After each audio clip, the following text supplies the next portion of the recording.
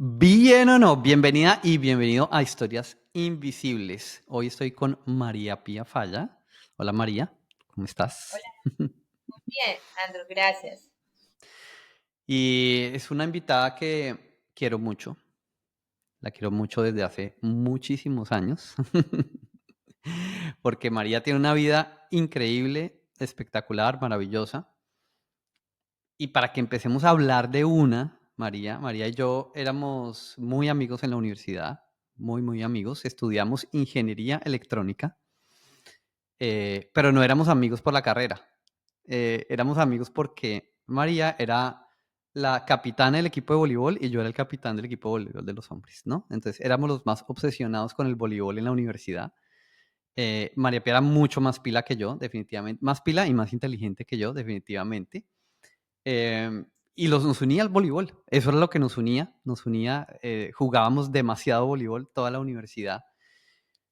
Y, y bueno, quiero contar la historia de María Pía porque la verdad me parece súper inspiradora.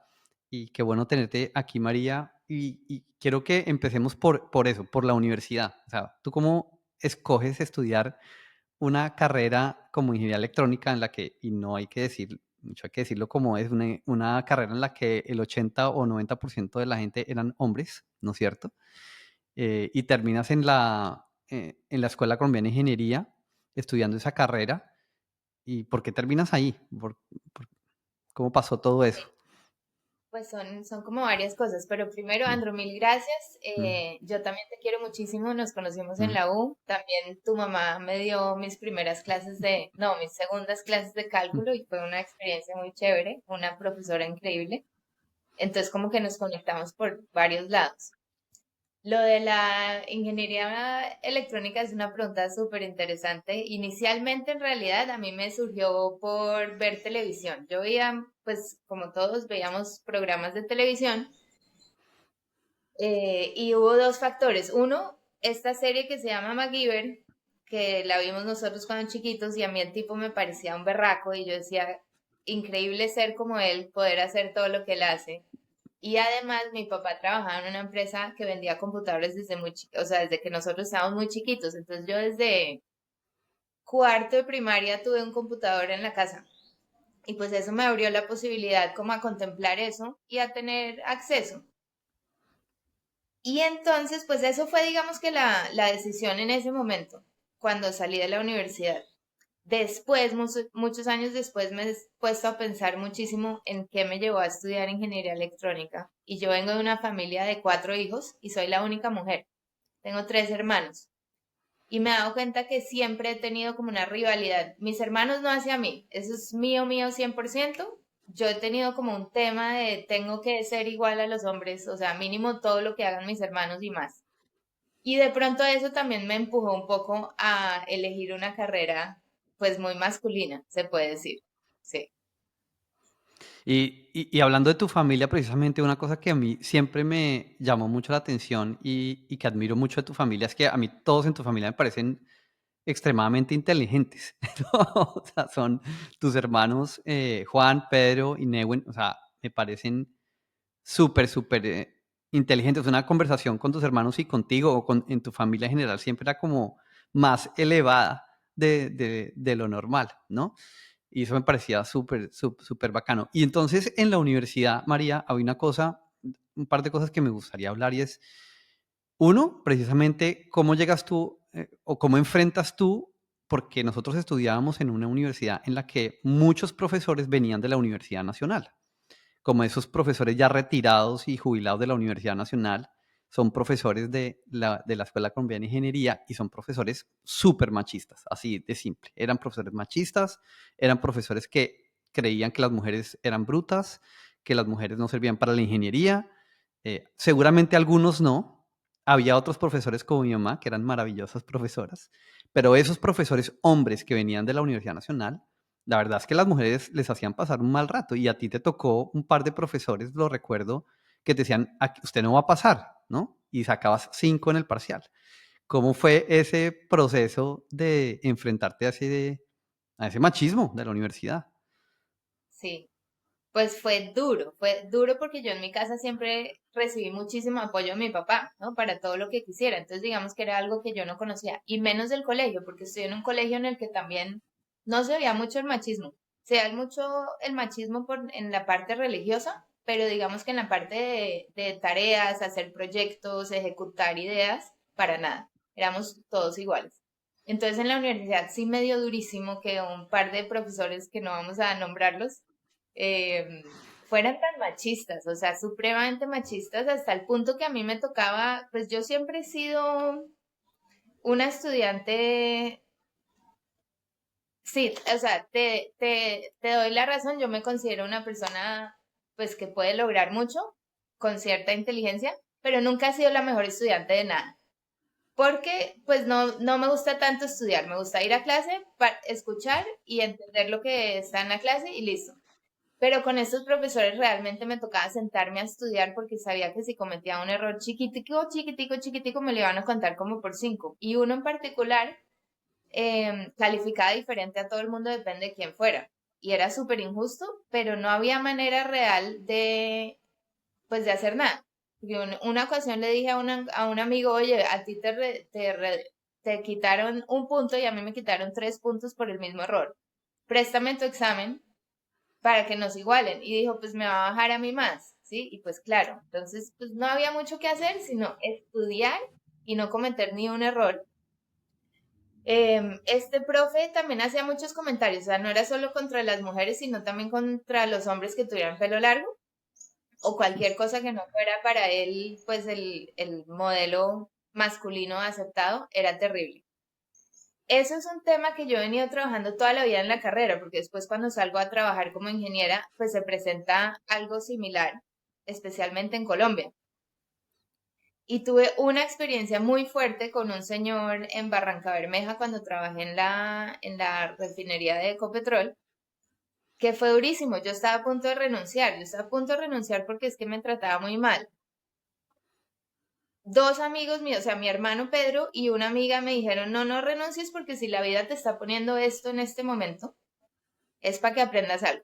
Y si renuncias y te vas, pues, no sé, en un par de años, en un par de meses se te va a repetir una situación similar o peor.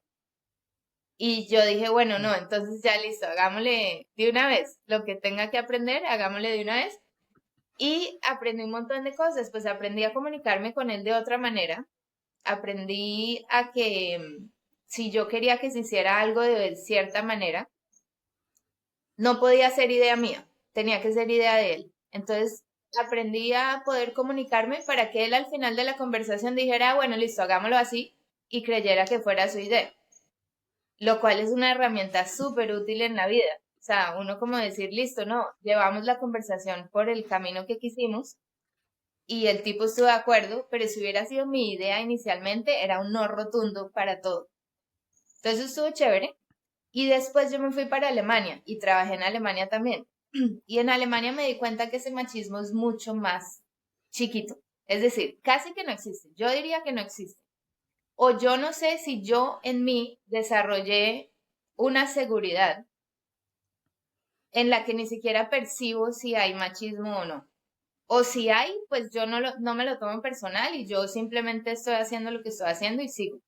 En Alemania sí me di cuenta que las conversaciones con los ingenieros eran mucho más fáciles. Yo no tenía que argumentar tanto. En el momento en que yo tenía una idea, se tomaba en cuenta de una. En Colombia era, pero un punto también interesante, en Colombia tú por solo ser mujer ya tienes la atención de la gente, pero no tienes la atención a nivel intelectual, tienes la atención presencial. A mí al comienzo me chocaba eso. Y yo decía, fue madre, ¿sí? Entro a una oficina y lo primero que me dicen es que qué bonita estoy, o que no sé qué, que sí sé cuándo, ¿sí? Después dije, bueno, eso no es tan grave, por lo menos entro a una habitación y todo el mundo se da cuenta que entré. Entonces, usemos eso a favor y ya tengo la atención y luego diles lo que le quieres decir y listo, y ya está, ¿sí? Y eso también fue chévere, o sea, como decir, bueno, listo, así es y aprovechémoslo a favor. Y entonces me dejé de poner brava y pues ya manejaba la situación diferente. En Alemania eso no pasaba, en Alemania yo hablaba y pues todo el mundo simplemente escuchaba lo que tenía que decir y punto. Y después, incluso cuando me regresé para acá en pandemia, me puse a construir una casa y me tocaba trabajar con obreros. Y también todo el mundo me pregunta que si fue difícil y que cómo era, pues porque yo era ahí la jefa y puros hombres. Y yo sinceramente no me di cuenta. Si hubo algún acto de parte de ellos de machismo que no me creían o cualquier cosa, yo ni me di cuenta. La obra funcionó súper bien, me pude comunicar con ellos bien y pues con mi curiosidad innata, pues yo les preguntaba hasta el último detalle qué era lo que iban a hacer y entendía perfectamente lo que estaban haciendo, pues una vez me explicaban. Entonces pues no había como ningún, ningún espacio para... Yo ni lo sentí. Yo creo que en este momento de mi vida yo no percibo el machismo realmente a ese nivel, a un nivel profesional. Lo aprendí, sí, desarrollaste tus propias herramientas para aprenderlo a manejar, pero eso no significa que no exista machismo, porque Que sí no hay mucho, sigue existiendo mucho. Pero Tú, lo que es interesante, Andrew, es que, claro, existe. Pero si tú aprendes a manejarlo, eres claro, consciente de que existe. Y no lo vas ujú, a, o sea, tú no vas a poder a cambiar, tú no vas a cambiar a toda la generación. ujú, Pero puedes aprender a manejarlo y de todas sí, maneras desempeñar un rol bien desempeñado. ujú, exacto, exactamente. Y creo que tú siempre has desempeñado un rol, o bueno, por lo menos lo que yo conozco, como un rol de liderazgo, siempre te has destacado, digamos, te has destacado, por lo menos que yo, o por lo menos lo que yo he visto. Y ahí es donde, ahora más adelante se van a dar cuenta porque vamos a conectar todas estas historias y por qué empezamos hablando del voleibol y de la ingeniería. Y es que pues, nosotros jugábamos mucho voleibol en la universidad y tú te encargaste de organizar el equipo de las mujeres, así como yo me encargué de organizar el equipo de los hombres y conseguimos un entrenador y por primera vez en no sé cuántos años fuimos a una SCUN, ¿no? Entonces tenías un rol de liderazgo con las mujeres, pero también jugabas mucho voleibol pues, con los hombres, ¿no? Eh, ¿Cómo hiciste para manejar tú? Porque para mí fue muy difícil manejarlo por mi personalidad. Yo me obsesionaba tanto con el voleibol que para mí era muy difícil poner atención en otras cosas, ¿no? Entonces, ¿cómo hiciste tú para manejarlo? Y de pronto es una pregunta muy estúpida porque para una persona puede ser muy normal. No, pues yo jugaba voleibol y estudiaba, no había problema. Para mí era muy difícil por mi personalidad, ¿no? Y por mi mente. Cuando yo tengo la atención en una cosa, toda mi atención va allá y es muy difícil darle atención a otras cosas. Pero tú lo manejabas muy bien porque igual entrenabas mucho, jugabas mucho y igual te iba bien en la universidad. Entonces, esa pasión que tú traes por el deporte y por el voleibol específicamente, como de dónde viene y cómo hacías para balancear tu vida universitaria y después trabajando con el deporte. Es que el deporte para mí siempre ha sido como una necesidad. No sé si sea una obsesión y una adicción que tengo en la vida. Mm, el tema es que yo sí un momento, un espacio, un escenario de mi vida, no me lo imagino sin voleibol específicamente, o sea, no un deporte, es voleibol, porque desde que empecé a jugar voleibol no he parado y he ensayado otros deportes, otros hobbies, pero ninguno me tiene así de enamorada, digamos. Entonces, y para mí siempre ha sido un balance, o sea, un escape, digamos, es en el Ujú, deporte es donde yo encuentro la manera de soltar energía extra que de pronto tengo, de presión, de ujú, frustración, y también de verme reflejada, porque me parece como un laboratorio para mí entrar a la cancha y ver cómo reacciono cuando no hago un punto, cómo reacciono cuando hago un punto, cómo reacciono cuando una persona me dice tal cosa, cómo reacciono cuando está haciendo mucho calor y ya no puedo más. Eso refleja para mí cosas de la vida. O sea, cómo manejo yo situaciones similares pues en otro entorno. Y para mí siempre ha sido un escape. Entonces yo creo que a mí el vóley, pues yo estudiaba y todo y hacía lo que tenía que hacer y en una época también estaba de mesera. Em, para mí es un escape, Andrew. Para mí el vóley siempre ha sido lo más relajante del mundo. Sí, o sea, yo voy a jugar y ya después todo está bien. Y la parte, y como te digo, como es una necesidad para mí, cuando yo llegué a la escuela de ingeniería y dijeron, no, no hay equipo de vóley, yo dije como que, ¿cómo así? Esto no puede ser, ¿sí? O sea, hay que armarlo. Y entonces para mí es como un requisito en la vida, Andrew. Yo a donde llego y no hay, lo armo, ¿sí? Entonces para mí era algo que, ok, la universidad, perfecto, gente súper chévere, ambiente bacano, estoy estudiando lo que quiero estudiar, pero no hay vóley, pues entonces falta. Entonces hagámoslo, ¿sí? O sea, para mí era como que listo, formémoslo y ya una vez esté eso, para mí entonces está todo balanceado. ¿Qué nota? Sí, yo definitivamente no lo puedo hablar así. Digamos que hoy en día sí, hoy en día puedo balancear mejor y eso que me obsesionó demasiado, pero sí, en la universidad definitivamente no lo podía balancear. O sea, para mí era una cosa, y no solo el voleibol, porque obviamente jugaba voleibol, organizaba el equipo de voleibol, organizaba el torneo interno en la universidad, jugaba en los huecos y además jugaba fútbol, ¿no? Entonces, y estaba no en un equipo, estaba en 4 equipos, entonces toda mi atención iba hacia allá. Y Y entonces descuidaste del estudio completamente, ¿o cómo claro, así? sí, claro, total, total. O sea, y sí, digamos que también tenía, no era tan inteligente como tú, pero también tenía la ventaja que a veces estudiaba un poquito y solo con estudiar un poquito pasaba.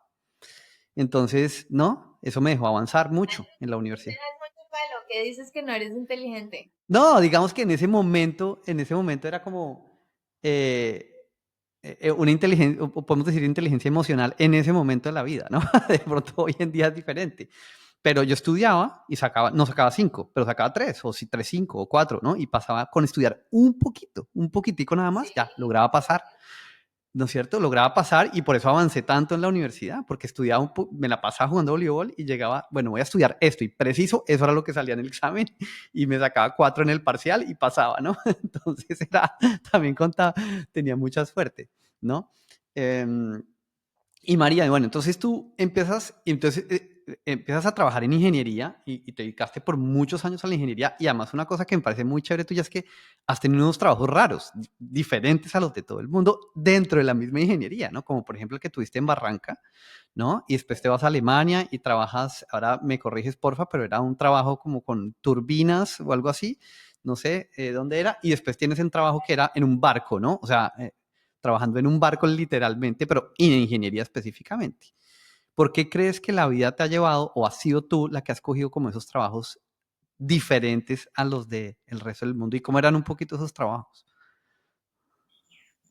pues es que yo creo que soy una persona muy activa, entonces siempre he buscado un trabajo que sea interesante. Ok, Soy activa físicamente y mentalmente, o sea, a mí me da mucha curiosidad y un trabajo monótono en que hagas lo mismo durante 5 años o un mes, me perdiste, ¿sí? Entonces creo que esa misma curiosidad pues me lleva a buscar trabajos que sean interesantes. En Barranca fue interesante y pues en Colombia cuando trabajé para la empresa de ingeniería, porque diseñábamos proyectos y los revisábamos, o sea, hacíamos la auditoría, la interventoría. Entonces era una combinación chévere de estar un tiempo en oficina y un tiempo en obra, lo cual siempre me ha parecido un balance chévere. No estás todo el tiempo sentado en la oficina. En Alemania terminé trabajando con un fabricante de aviones en la parte de monitoreo de fallas, de diagnóstico electrónico de fallas. Y pues también fue muy interesante porque tocó toda la parte del diseño del proyecto y después cuando el avión estaba listo, la parte de pruebas y después cuando el avión entró a operar, todo el intercambio con las aerolíneas para corregir pues cosas. El caso es que yo siempre he sentido que en mi vida falta algo y lo estaba buscando por el lado profesional mucho tiempo.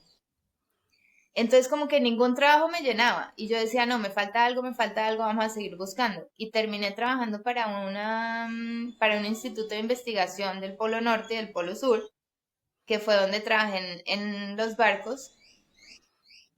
En esa búsqueda encontrar un trabajo como ingeniera electrónica que me llenara también como persona, porque yo quería hacer algo con las capacidades que tengo, o sea, como que listo, ya va a quemar neuronas, quemémoslo para algo que yo piense que tenga sentido. Y estuve 6 meses, yo renuncié a la empresa de aeronáutica y estuve 6 meses buscando trabajo en ONGs, en Ingenieros Sin Fronteras, o sea, en todo que yo dije, bueno, que tenga un poquito más de sentido para mí, según mis creencias. Y terminé trabajando para un instituto de investigación porque dije, bueno, listo, estar investigando el medio ambiente, algo por ahí de pronto es la cosa. Y fue un trabajo espectacular. Duré 15 meses. No duré más. A los 15 meses dije, bueno, esto no es lo mío por muchas razones.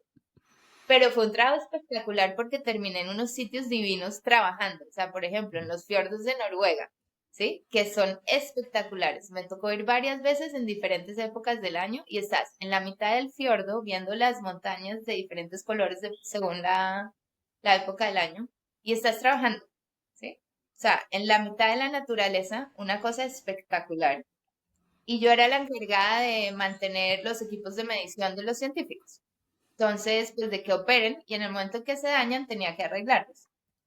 Y lógicamente es un trabajo que si no se daña nada es súper aburrido, pero nadie quiere que se dañe. Pero uno sí, o sea, uno dice como que bueno, no estoy haciendo nada que se dañe algo para poder hacer algo. Entonces es como raro, pero es chévere. Con ese trabajo también terminé, pues era la encargada de un equipo en especial y fuimos al Polo Sur. Terminé entonces en el Polo Sur, 7 semanas en una embarcación gigante en un rompehielos. Llegamos hasta la estación alemana que tiene en el Polo Sur. ¿Y por qué renuncié a ese trabajo? Por dos razones. En los barcos me mareo. Entonces mi trabajo era una constante lucha contra el mareo y contra el sentirme bien, que yo dije, no tengo por qué hacer esto. Y eran periodos largos, o sea, tú estás en un barco por 6, 7, 8, 9, 10 semanas. Y en el barco uno, la comida pues es lo que montaron al comienzo, o sea, la comida compran todo el mercado y hasta la última semana es lo que compraron inicialmente, porque no paras en ningún lado, o sea, estás a mar abierto. Dos, el deporte. El barco tiene un gimnasio y una piscina que la habilitan cuando no estamos en marea alta y además sacaban a veces una mesa de ping-pong en la bodega, entonces uno podía jugar.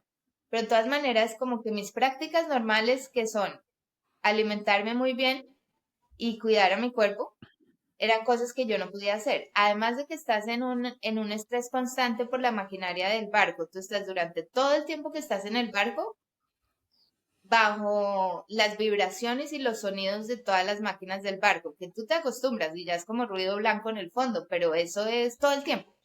La primera vez que me bajé de un viaje largo y no escuché eso, dije, uff, qué diferencia.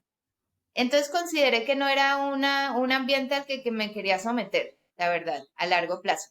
O sea, pero por el lado de la naturaleza, pues vi lugares que seguramente de otra manera no hubiera ido a ver, ¿no? Oye, ¿y cómo era esos momentos en los que durabas mucho tiempo en el barco? 7 semanas o 6 semanas.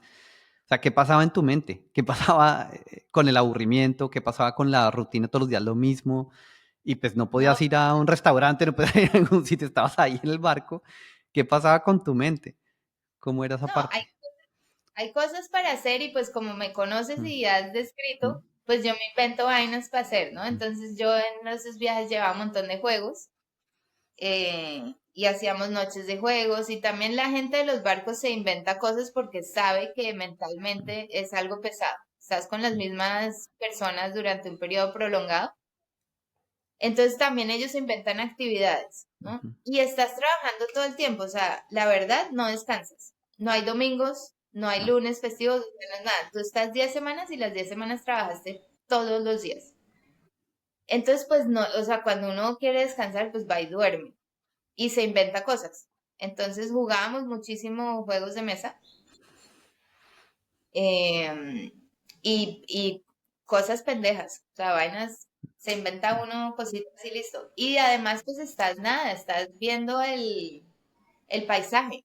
Pues es que imagínate llegar, primero pues mar abierto, después empiezas a Mm, ver uno que otro hielito, mm, después ya empiezas a ver icebergs, después ya empiezas a ver todo, todo cubierto de hielo, después ya empiezas a ver el polo sur. Entonces, pues es impresionante y ves animales.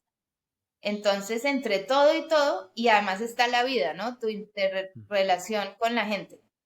Entonces, que conoces mm, a fulanito, conoces a fulanito, empieza a ver una dinámica, pues que es temporal, es por ese tiempo, pero es supremamente interesante, supremamente interesante. O sea, solo hablar con las personas que están en el barco ya mm, es impresionante.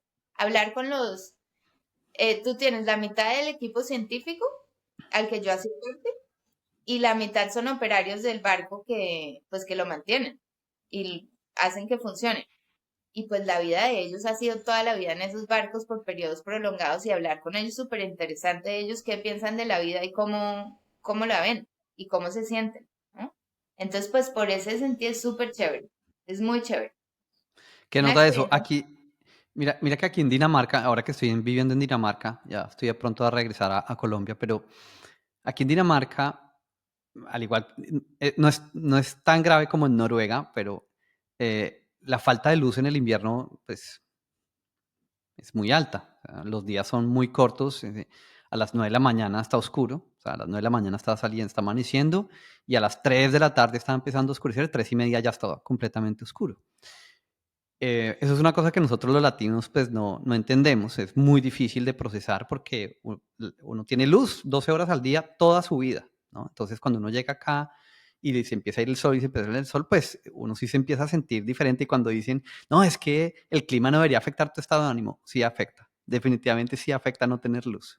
Afecta muchísimo. Y aquí en Dinamarca hay un concepto muy bonito que se llama hygge. Ahora, no sé si viene de los vikingos o de dónde viene, eh, di- em, como un mito, mucha gente cree que los países nórdicos es de gente deprimida, y no, la gente aquí no está deprimida, o por lo menos en Dinamarca la gente no está deprimida, las tasas de suicidio acá no son tan altas como en otros países, de hecho son muy parecidas a Latinoamérica, pero lo que sí es que el estado de felicidad de la gente aquí es muy alto, la gente está muy bien, muy contenta. Y ese hygge es como hacer de los momentos difíciles un buen momento. Me hiciste acordar cuando estabas contando, estabas en el barco, en la mitad del Polo Sur, pues juguemos algo o hablemos algo, inventemos algo. Eso es hygge. Acá en Dinamarca usan ese concepto y es hagamos algo en familia, hagamos manualidades, hagamos un juego de mesa, vamos al mercado de Navidad. ¿Qué vamos a hacer para que la falta de luz no nos afecte y podamos estar bien, contentos, en familia? Es un poco eso que tú estás diciendo y ese es un concepto que me encantó, me encantó de aquí de Dinamarca y que creo que uno debería aplicar en su vida siempre, así esté viviendo en la comodidad más absurda del mundo, uno debería tener en ese momento en el que uno dice, bueno, estoy como aburrido, pues hágalo divertido o sáquele jugo o aburrase contento, no sé, pero sáquele jugo a las cosas, ¿no? Y disfrute. Y bueno, María, para seguir, entonces me gustaría saber, sí, dime. Perdón, que las cosas que no puedes cambiar no las puedes cambiar. No, Y exacto. el clima no lo puedes cambiar. O No, sea, no lo puedes cambiar. Ahora, sí afecta la falta de luz así como me imagino que debe afectar mucho estar en un barco 7 semanas, pues sí, sí debe afectar definitivamente, ¿no? Tampoco es que uno sea inmune a eso, pero hay herramientas para pasarla mejor. Eso es lo realmente importante. ¿Y en qué momento, María, tú empiezas a decir, yo me quiero dedicar al voleibol? Yo ya no quiero trabajar más ingeniería y yo me quiero dedicar al voleibol, porque yo me acuerdo que en algún momento que creo que estabas en Alemania, estabas empezando a hacer como cursos de coaching de voleibol o de deportes, si no estoy mal, o en qué momento empezaste a decir, bueno, a mí me gustaría vivir, esa palabra de vivir del voleibol es un poco absurda, ¿no? Porque uno no vive del voleibol o de su pasión, pero me gustaría trabajar en lo que te apasiona a ti en tu vida o una de tus pasiones que es el voleibol. ¿En qué momento lo empiezas a pensar y cómo empiezas a construir ese camino? ok. Pues yo creo que dentro de mi cabeza está hace mucho tiempo. O sea, mucho tiempo. A mí me gusta enseñar y me gusta organizar y me gusta entonces pues siempre que había un espacio de no hacer nada, yo pongo a la gente a hacer algo. Y en esa búsqueda pues yo ensayé primero encontrarle sentido a mi vida profesional o pues no a la vida profesional, sino a lo que tú haces realmente, a lo que estás haciendo en la vida, ¿sí? Como había estudiado ingeniería y ya tenía X años de experiencia en ingeniería, dije, bueno, primero busquemos a ver si como ingeniera puedo lograr llenar ese vacío de sentirme útil en el mundo. Y bueno, en los ensayos que hice, pues no me sentí útil. O pues dije, no, es lo mismo. Y coincidió con una crisis personal que tuve con el tema de hijos y el tema de pareja. Y estuve, ponle que unos 3 años, entonces yo renuncié al barco. Le conté a un par de amigos que iba a empezar a buscar, bueno, no renuncié, le conté a un par de amigos que iba a empezar a buscar, que iba a renunciar a lo del instituto y me iba a tomar un tiempo para ver qué es lo que quiero realmente. Mis jefes de la aeronáutica se enteraron y me dijeron, no, entonces vuelve para acá y listo. Entonces, pues no tuve ni que buscar trabajo, me regresé a la empresa de antes, fue espectacular. Y tuve 3 años en los que trabajaba, ponle que medio tiempo, ganaba muy bien, trabajaba medio tiempo y tenía el resto del día para dedicarme a mí. Y pues, ¿qué hice? Pues jugué vóley un montón. Y también hice una terapia, hice unos cursos, talleres. A mí me gusta mucho la terapia alternativa, entonces pues hice talleres de sanación de no sé qué, talleres de sanación de no sé qué, el Vipassana, constelaciones, de todo, lo que se me pasara por ahí. Al final de esta crisis, pues, surgió eso, surgió el tema de que realmente a mí lo que me gusta es el vóley. Y lo que me gusta es estar en contacto con la gente. Y lo que me gusta es ver qué pasa en la vida de la gente. ¿Sí? Entonces ahí dije, bueno, listo, decisión. Y también me quería venir a vivir a la playa. O sea, siempre soñé con vivir en la playa, cerca a la playa. Entonces me quedó en un momento muy claro. El tema de los hijos y de la pareja también se aclaró muchísimo, ¿sí? O sea, se aclaró muchísimo. Quedó claro que yo realmente no quería tener hijos, que sí quería tener una pareja, pero pues no necesariamente mi vida iba a ser incompleta si no tenía hijos y una familia. Y eso me ayudó muchísimo como a decir, ah, bueno, listo, entonces hagamos lo que quiero hacer, porque como que estaba esperando que eso sucediera para hacer el resto de cosas. Entonces, cuando me di cuenta de eso, dije, bueno, listo, no, entonces hagámoslo. ¿Qué es lo que quiero hacer? Esto, listo, hagámoslo. Entonces, no renuncié inmediatamente porque dije, hagamos un plan económico para poder tener con qué irme. Y me quedé trabajando un año más. Yo la decisión la tomé en enero del 2019 y en ese momento empecé a hacer cursos como entrenadora. Me empecé a formar como entrenadora y empecé a trabajar en Alemania también como entrenadora. Y renuncié no, pues yo renuncié antes, le avisé a mi empresa con tiempo, pero trabajé hasta diciembre del 2019. Con la suerte, digamos, que mi cambio de vida así drástico de venirme de Alemania a renunciar a una comodidad absurda financieramente hablando, y no, y de vida, porque te has dado cuenta, o sea, vivir en muchos países de Europa es muy tranquilo, ¿sí? O sea, económicamente no está cubierto. Y en términos de seguridad es otro mundo, ¿no? O sea, uno vive realmente muy Sí, tranquilo con muchas y puede dedicarse a uno, 100%, sí. lo cual me encanta, me encanta. Entonces estaba renunciando a eso y pues a la gente que yo le decía voy a renunciar a trabajar con esta empresa aeronáutica y me voy a ir a Colombia a a abrir una escuela de voleibol de playa, la gente me decía, María Pía, piénselo bien, acá es súper difícil todo, ¿estás segura? Y yo sí estoy segura porque ¿qué pasa? O sea, y lo que yo pienso siempre, Andrew, dale, y si no funciona, ¿qué pasa? Pues nada, vuelves o sigues por otro lado o miras a ver qué, ¿no? O sea, como que no es el fin del mundo y yo no siento que todo es tan permanente, ¿sí? Yo siento que tú tomas una decisión y miras a ver qué pasa. Y si no funciona, siempre puedes regresar o siempre puedes coger para la izquierda o siempre puedes coger para la derecha. O sea, no es que ya, ¿sí? Entonces, por ese lado, me queda relativamente fácil tomar esas decisiones como tan trascendentales que ve alguna gente porque digo, pues no pasa nada. Por un ratico y si funciona súper bien y si no funciona, como lo del barco. Intenté con el Instituto de Investigación Científica, no funcionó, pues listo. Pasito para atrás y otra vez, o pues para adelante, para donde sea, en ese momento. Y entonces tomé la decisión de hacer eso. No le conté a nadie en Alemania primero, le conté a mis hermanos, después le conté a mis papás y después en abril le conté a una amiga. Pero le conté a Andrew como si fuera, como si le estuviera contando, ve, ayer fui a cine y vi tal película. Y la reacción de mi amiga, yo dije, María Pía, esto no lo puedes decir así porque la gente no lo está esperando. O sea, la reacción de mi amiga fue muy bonita. De una se le aguaron los ojos, ¿sí? Y me dijo, ¿cómo así? ¿Sí? O sea, como que... Y entonces yo dije, bueno, no es una conversación tan ligera como lo estoy viendo yo, pero como para mí ya era tan claro hace 4 meses, eh, pues me lo tomé así a la ligera. Y ese último año en Alemania fue divino, divino por eso. Porque entonces tuve conversaciones, pues ya yo le decía, Andrew, ven, vamos a no sé, te hacía una cita y en la cita entonces te decía, mira, he estado pensando esto de mi vida y tomé la decisión tal, ya como que te preparaba un poco.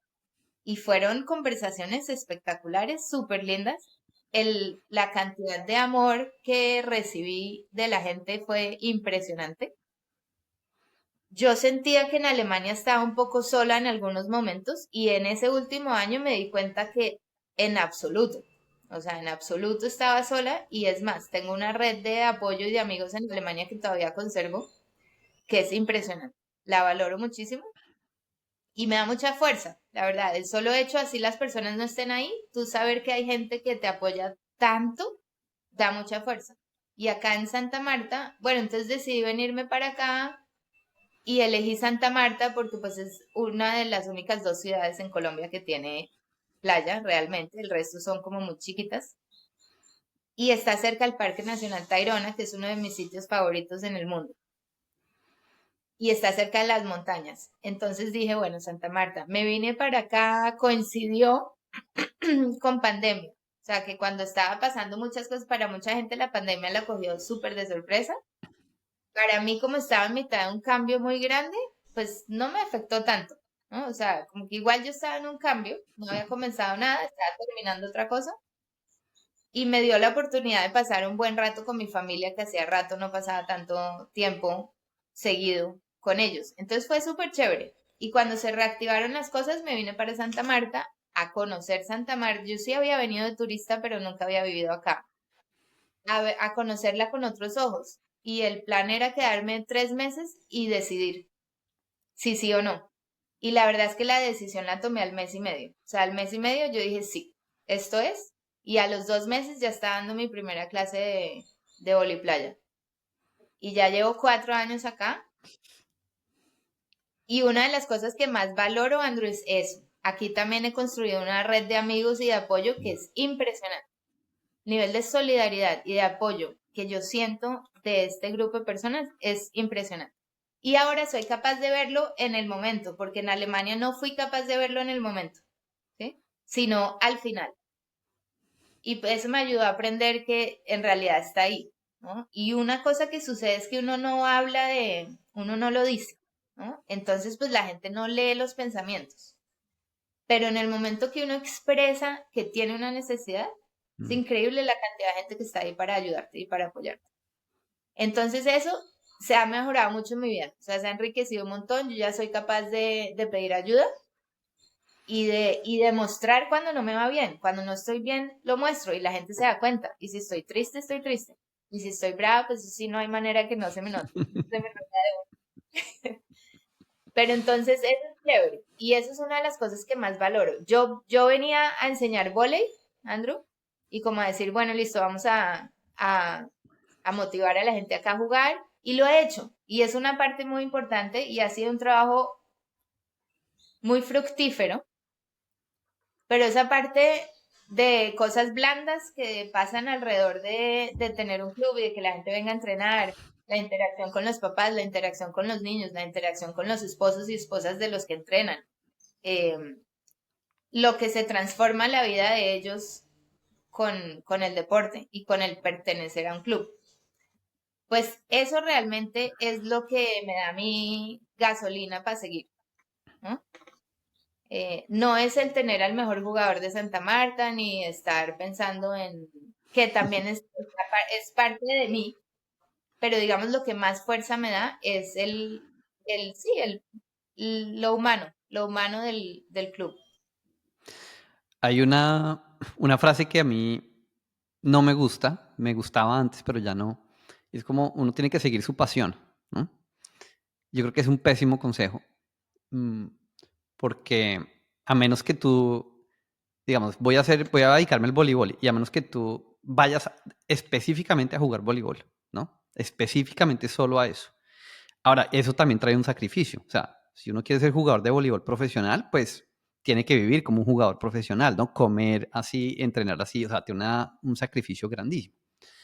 Pero por otro lado, creo que cuando uno dice, bueno, yo voy a seguir mi pasión, en tu caso, bueno, voy a seguir mi pasión, que es el voleibol, y voy a montar una escuela de voleibol de playa en Santa Marta, pues tú no juegas voleibol todo el día, ni todos los días. tú tienes que hacer muchas cosas más que no están relacionadas con el voleibol.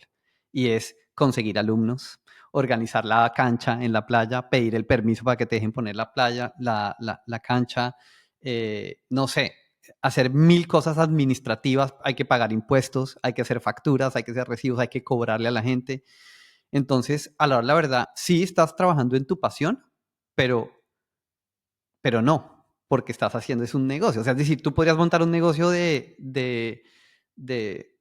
cualquier otro deporte, ¿no es cierto? Y tendrías que hacer las mismas cosas, ¿no es cierto? Entonces, ¿cuál es tu visión con respecto a eso y cómo lo has manejado? Es decir, tú dices, bueno, yo estoy feliz porque estoy trabajando en voleibol, eh, y la parte administrativa, de marketing, de ventas, de organizar el entrenamiento, de hablar con los papás, con los niños, ¿no? De organizar toda la parte logística, administrativa del negocio. ¿Cómo haces para manejarla y cómo la balanceas con tu pasión, que realmente es jugar voleibol y entrenar? Porque pues, esa es tu pasión, enseñarle a otras personas a jugar voleibol de playa. Eso ha sido un reto gigante, Andrew, y sí, no ha sido fácil. No ha sido fácil porque, pues por eso, porque hay muchas cosas que hacer que son transparentes, ¿sí? Son invisibles Ujú. para la mayoría de gente. Una de las alumnas de un playa dice que quiere ser cuando grande como yo porque vivo en vacaciones todo el tiempo. Sí, o sea, es invisible, es mejor dicho, yo no hago nada. Estoy ahí, listo. Y me da mucha risa porque no paro, Andrew, sí, no paro, realmente no paro. En algún momento yo estaba entrenando en gimnasio, entrenando para jugar mejor, dando entrenamientos, manejando el club y trabajando todavía virtualmente para Alemania. Y en ese momento hice un intercambio con un club muy exitoso en Brasil de voliplaya, estuve allá 3 semanas. Y cuando volví dije, sí, no, yo no quiero ser, no voy a ser la próxima mejor jugadora de Colombia, ya tengo 40 y pico de años, no quiero someter mi cuerpo a este tipo de entrenamiento, porque entonces sí, o sea, muy duro. Dije, seamos realistas, ya llegué a donde llegué y enfoquémonos en realmente en lo que me gusta. Y entonces dije, listo, ya yo como jugadora no me voy a exigir tanto, eh, sí como entrenadora. Y sí me voy a enfocar en más cosas. Entonces en algún momento uno sí le toca balancear y decir, bueno, ¿qué quiero? ¿No? Porque si quiero ser la mejor jugadora, me toca dejar el club básicamente, ¿sí? Y dedicarme a ser la mejor jugadora.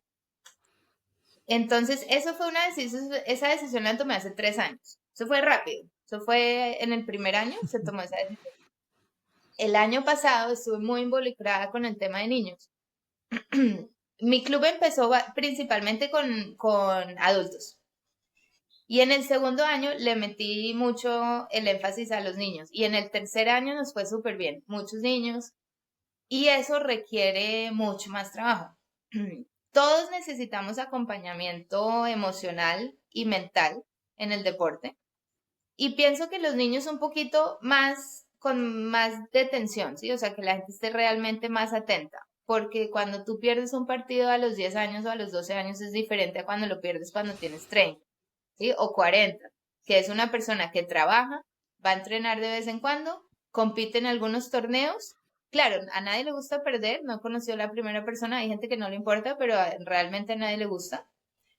¿Y cómo maneja uno esa frustración o todo lo que sucede en la cancha? ¿Sí? Si cometes errores y errores y te sientes que eres el peor jugador del mundo y en voleibol de playa se juega 2 contra 2 y no hay cambios, o sea, a ti no te pueden decir, listo, cambio de jugador. No hay, te quedaste ahí, si te cogieron de hueco todo un partido, te sientes mal, ¿sí? Porque no puedes resolver. Y eso en niños es más intenso y ha sido divino. O sea, ha sido súper lindo acompañar a estos niños y buscar herramientas. Yo creo que a través del trabajo que yo he hecho conmigo, tengo muchas herramientas, ¿sí? Y de todas maneras sigo apoyándome en gente súper valiosa, en mi hermano Pedro, en un señor de aquí que vive en Minca, que es Alex, que es un ruso, que es un duro, en gente del club que trabaja con niños. O sea, ha sido un trabajo muy chévere y ha sido súper lindo ver cómo los niños empiezan a manejar, a gestionar sus emociones en la cancha y pues así mismo en la vida, ¿no? Se va reflejando. Entonces me dediqué mucho a eso. ¿Qué pasó? Dejé de jugar, Andrew. Yo el año Mm, pasado, en septiembre, me di cuenta que en todo el año 2024 había jugado, ponle que unas 10 veces, 12 veces. O sea, que no es nada, ¿sí? Para ser yo. Yo en Alemania jugaba 4 o 5 veces a la semana. Y acá dejé de jugar. Entonces en septiembre del año pasado también como que tuve un llamado de atención y dije, no puede ser. O sea, sí, mm, yo quiero que todo esto funcione, pero dos, yo sí quiero jugar. O sea, no quiero ser la mejor jugadora de Colombia, pero sí quiero mantener mi hobby, que es mi hobby. Y como te dije al mm. comienzo, para mí es necesario para balancear el resto, ¿sí? El hecho de que yo juegue. Entonces, bueno, desde septiembre estoy en la tarea ardua de jugar por lo menos 2 veces a la semana y no lo logro siempre, pero sí estoy más juiciosa. Entonces, todo el tema de, claro, de volver tu pasión o tu hobby, tu actividad principal en la vida, tiene muchos retos porque vienen muchas cosas que no considerabas. De pronto, en la ingenuidad mía, ¿sí? Pues que dije, sí, lógicamente hay que hacer más cosas, pero por ejemplo, el trabajo de redes sociales es terrible. Es un montón de tiempo. Yo todavía sueño con el momento en que pueda contratar a alguien para que lo haga. Yo creo que va a ser pronto. Y dedicarme a mí. Lo que me he dado cuenta también he descubierto que lo que me gusta es la dirección y la parte técnica. Entonces yo sí quiero llevar el club a un lugar en donde yo no me tenga que ocupar de la parte administrativa como tal, sino de la dirección técnica y estar con la gente y con los jugadores. Eso he descubierto para mí y allá quiero llegar. Mientras sigo haciendo de todo. Tengo ayuda, tengo a veces como trueques con la gente, ¿no? Entonces una vez me llegó una mamá con una niña y quisieron empezar a entrenar con nosotros, pero no podían pagar la mensualidad. Entonces hicimos un acuerdo. Y esta señora desde hace 3 años me ayuda un montón porque es la que lleva, digamos, la contabilidad básica, la inicial, y es la que cobra. Eh, y pues eso ya es un trabajo súper completo y me quita un montón de tiempo, Mm. ¿no?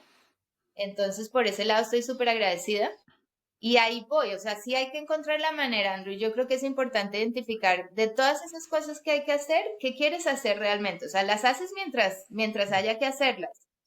Eh, y en el momento que puedas elegir, qué es lo que quieres hacer realmente. Y yo eso lo tengo clarísimo, ¿sí? Yo eso lo tengo clarísimo y yo me quiero dedicar es a la dirección técnica porque Mm. sí me encanta ver el desarrollo de los jugadores, me encanta hacer cursos, me he seguido formando, o sea, cada año hago 1 o 2 cursos más, eh, entonces sí es lo que me gusta, ¿sí?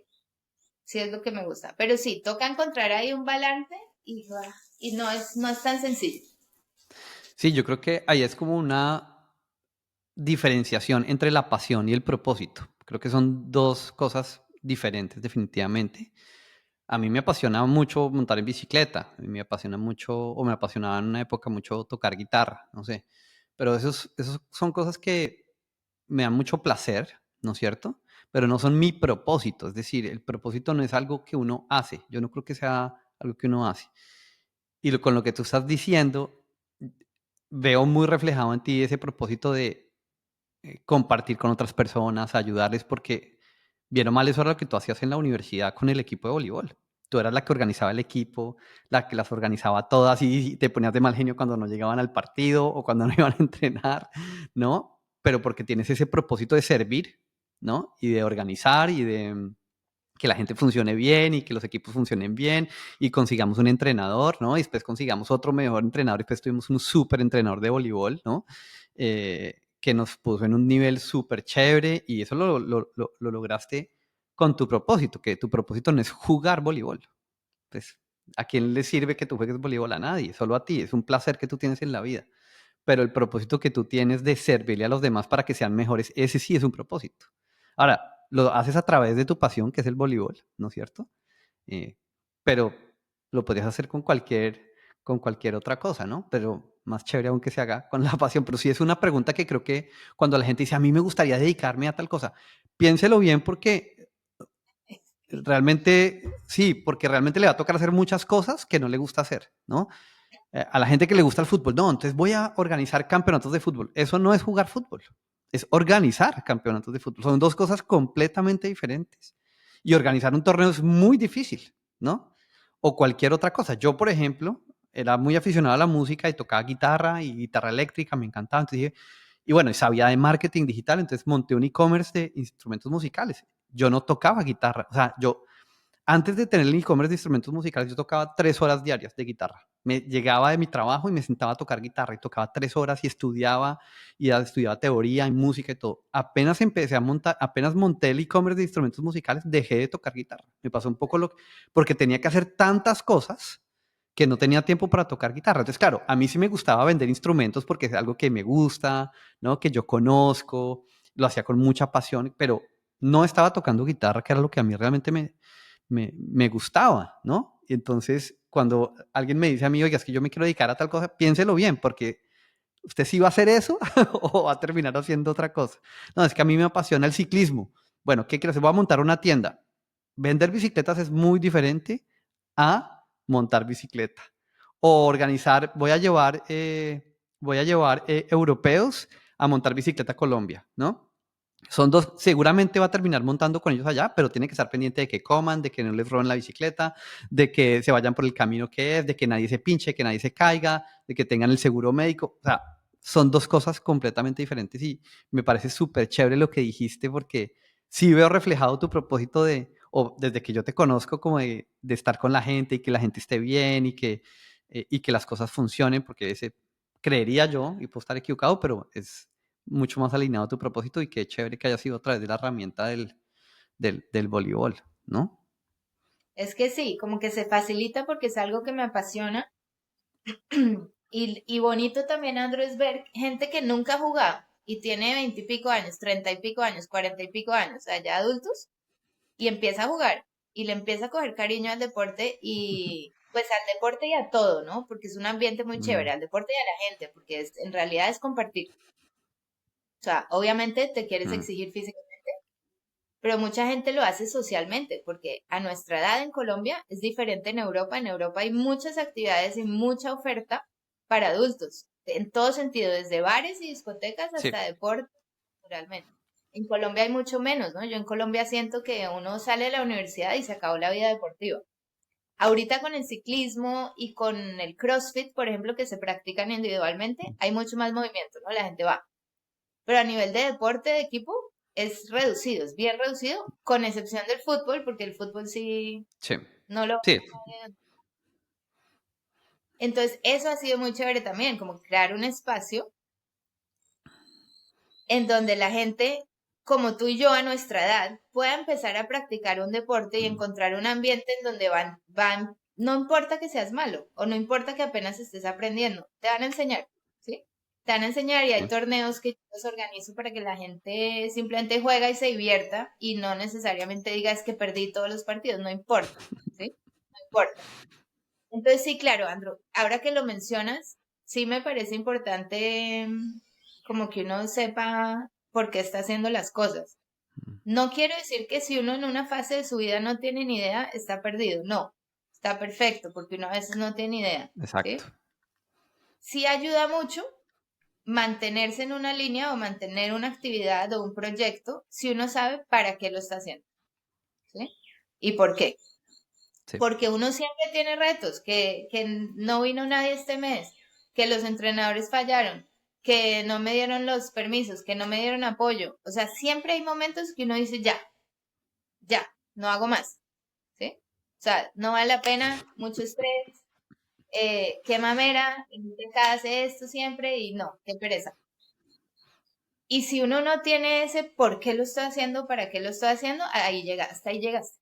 Hasta Mm, ahí llegaste mm, y nada. Y si ha sido duro, es decir, yo les he contado muchas cosas bonitas, pero pues obviamente he tenido momentos en que así, tal cual, digo como que ya, no, no voy a hacer nada más. Y justo en esos días de repente llega alguien y te cuenta su historia y lo que ha hecho un playa en la vida de ellos y tú dices, pues no puedo dejar de hacerlo, ¿sí? mm. Qué nota. Porque, Tengo que ir a entrenar a Boom Playa para que me reactive mi amor por el voleibol que lo tengo abandonado, abandonadísimo. entonces, no, ando pues aprendiendo mucho de todo, porque pues para Mm, estar aquí donde estoy como quiero estar, Sí, y otra cosa súper importante, encontrar un equipo de trabajo chévere, ¿no? Un equipo de trabajo con gente que Mm. también te copie. Sí, sí, Y está. rodearse bien. Mm. Llevamos 4 años y creo que estoy llegando a un punto en el que me encanta el equipo de entrenadores que tenemos, me encanta el equipo de apoyo que tengo, y estamos aprendiendo a comunicarnos, porque pues la comunicación sí es un reto grande. Estamos conociéndonos como equipo y transformándonos y ojalá yendo hacia donde yo quiero que vayamos. Oye, María, sí, he hecho muchas veces y me estaba pensando ahorita que sí, he hecho mucho que hay cosas que no me gustan y hay otra cosa que no me gusta. Otra pregunta, y es que cuando a uno le preguntan a usted cómo se ve en 10 años, la verdad es que no tengo ni idea, ¿no? Entonces no te voy a hacer esa pregunta, pero sí me gustaría saber si tú avanzas 10 años, ¿qué te gustaría decir que no te arrepentiste? No me arrepentí de haber hecho esto, pero viaja 10 años en tu vida.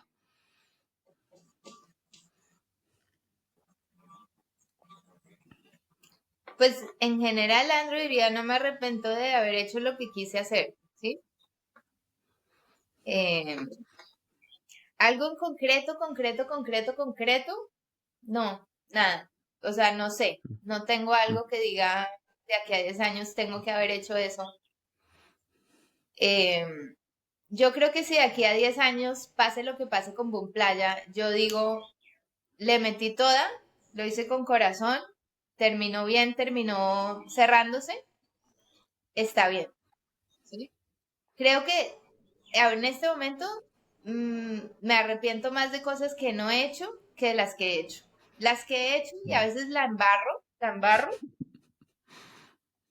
Y bueno, pedir disculpas es la embarrada, ¿sí? O sea, Mm. ojalá uno no Mm. ofendiera Mm. ni lastimara a nadie Mm. nunca.